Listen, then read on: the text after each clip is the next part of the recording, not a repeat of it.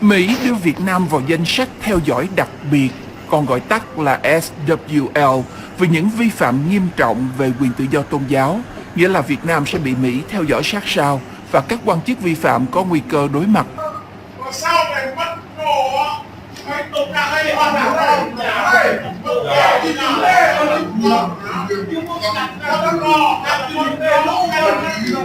Với chế tài, Bộ Ngoại giao Mỹ dẫn lời Ngoại trưởng Antony Blinken trong thông cáo ngày 2 tháng 12 loan báo ông đưa Việt Nam vào danh sách theo dõi đặc biệt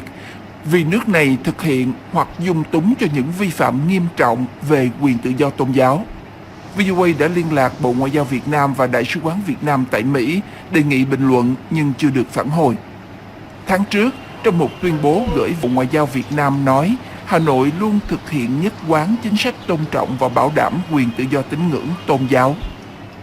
Quyết định của Bộ Ngoại giao Mỹ lần này được đưa ra sau nhiều lần Ủy hội Tự do Tôn giáo Quốc tế của Hoa Kỳ USCIRF đề nghị đưa Việt Nam vào danh sách quan tâm đặc biệt CPC vì vi phạm một cách nghiêm trọng về tự do tôn giáo. USCIRF nói vi phạm tự do tôn giáo ở Việt Nam có hệ thống, luôn tiếp diễn và nghiêm trọng, ảnh hưởng nhiều nhất đến người Mông, người Thượng theo đạo Tin Lành, Phật giáo Hòa hảo thuần túy, Giáo hội Phật giáo Việt Nam Thống nhất, Cao đài, Độc lập và nhiều nhóm khác, đồng thời kêu gọi Bộ Ngoại giao Mỹ tiếp tục giải quyết những lo ngại này. Từ 2005 tới 2006, Việt Nam bị Bộ Ngoại giao Mỹ đưa vào danh sách CPC.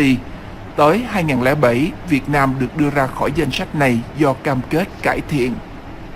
Theo luật Mỹ, những nước gần chạm ngưỡng CPC phải bị đưa vào danh sách SWL để theo dõi một cách sát sao, và nếu sau thời gian vẫn không cải thiện, đó là căn cứ để bị đưa vào CPC. Các nước bị chỉ định CPC phải đối mặt với các biện pháp trừng phạt với mức nặng nhất là cấm vận.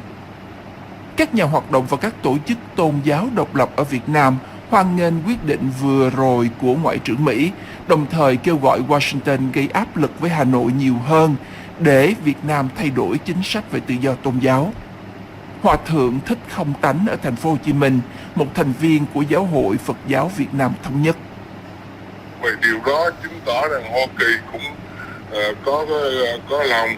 đối với cái vấn đề tình trạng vi phạm nhân quyền tự do tôn giáo Việt Nam, mà trong lòng chúng tôi cũng vui. Khi một quốc gia bị đưa vào danh sách SWL, Bộ Ngoại giao Mỹ hàng năm phải cung cấp cho Quốc hội Mỹ danh sách các vi phạm nghiêm trọng, danh tính của những thủ phạm đằng sau mỗi vi phạm và biện pháp chế tài đã áp dụng với từng thủ phạm. Các biện pháp chế tài bao gồm cấm nhập cảnh vĩnh viễn thủ phạm và các thành viên gia đình của thủ phạm, đóng băng tài sản ở Mỹ của thủ phạm, tương tự như đạo luật Magnitsky toàn cầu 2000.